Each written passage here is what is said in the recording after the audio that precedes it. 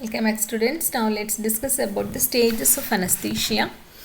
Actually, this general anesthetics produce irregularly descending depression of the CNS. Descending means higher centers will be affected first, followed by the lower areas of the brain. So general anesthesia will be causing irregularly descending depression of the CNS. It will be losing the functions in the higher centers, followed by the lower areas of the brain. And the various stages are stage of analgesia, stage of delirium, stage of surgical anesthesia, and stage of medullary paralysis. Okay, there are 4 stages: stage of analgesia, stage of delirium, stage of surgical anesthesia, and stage of medullary paralysis.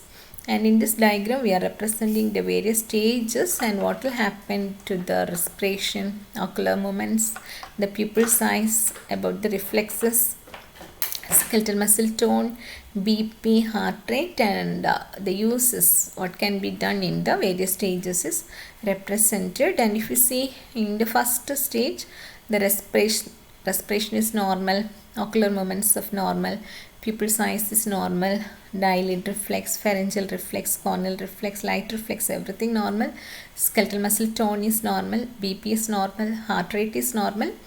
And we can do very minor surgeries, and also labor and incisions can be done using this stage 1. So what is this stage 1? Stage 1 is also called a stage of analgesia.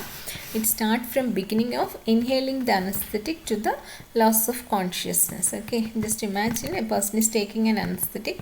So from the stage of inhaling anesthetic to the loss of consciousness is called as the stage of analgesia. The pain will be progressively abolished and the patient will be remaining conscious.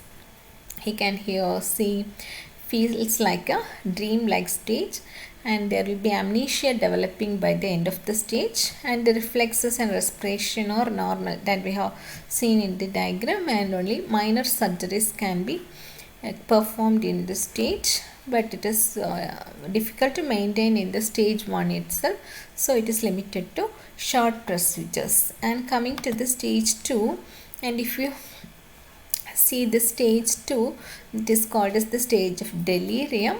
So in this stage the respiration will be jerky respiration, there will be roving eyeballs, then the pupil size is increasing, then there will be reflexes are present, whereas the skeletal muscle tone increases, BP increases, heart rate increases. In this stage the patient will be very excited, he will be in a state of delirium and he will be shouting, struggling, and in this stage we can't perform any surgeries. Okay, so that is the stage of delirium.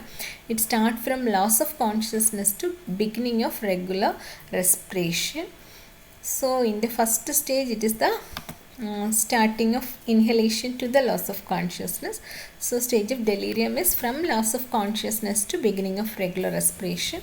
There will be excitement seen in the patient shout, struggle, breath, hold his breath, muscle tone increases, jaws are closed, breathing jerky, heart rate BP rises, pupils dilate due to sympathetic stimulation, and you should not do any surgical procedures during this stage. And the stage is, we can't see the stage in this modern anesthetic procedures. Next is the stage 3. The stage 3 is called as the stage of surgical anesthesia. And the surgical anesthesia stage we are dividing into 4 planes: plane 1, plane 2, plane 3, and plane 4. And here in the beginning of stage 3 the respiration will be normal. So it starts from the beginning of the normal respiration. Then initially in the plane 1 the roving eyeballs will be there, then it will be going on to fixed eyes. If you see the pupil size, in the stage 3 the pupil size will be normal in the first 2 planes, whereas if the stage goes to the plane 3 the pupil size increases. Then gradually there will be loss of reflexes. Even in the plane 1 there is loss of eyelid reflex.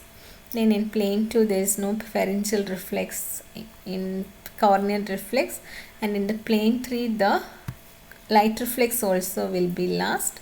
Coming to the skeletal muscle tone, it is decreasing, BP is decreasing, to compensate this BP, the heart rate is increasing. So in the plane 1 we can carry out most of the surgical procedures. Plane 3 will be reached only occasionally, and plane 4 it should not happen.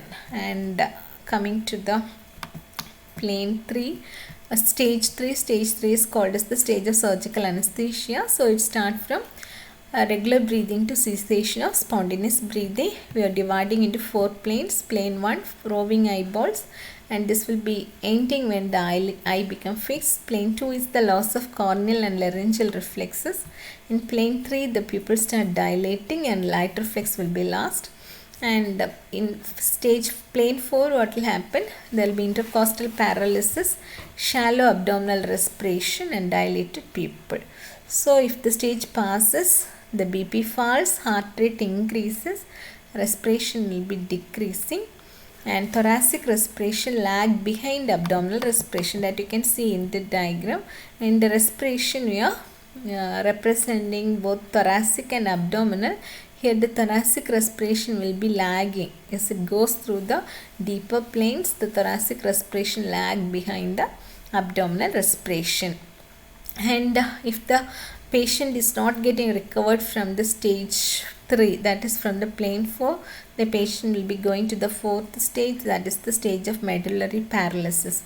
The respiration will be stopped, the circulation gets stopped, the pupil will get dilated. Okay, so that is with the stage 4. So what is the stage 4? Stage 4 is also called as the stage of medullary paralysis, that is the cessation of breathing to failure of circulation, and finally death.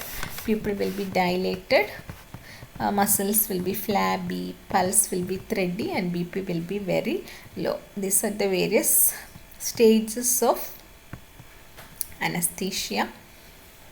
Okay.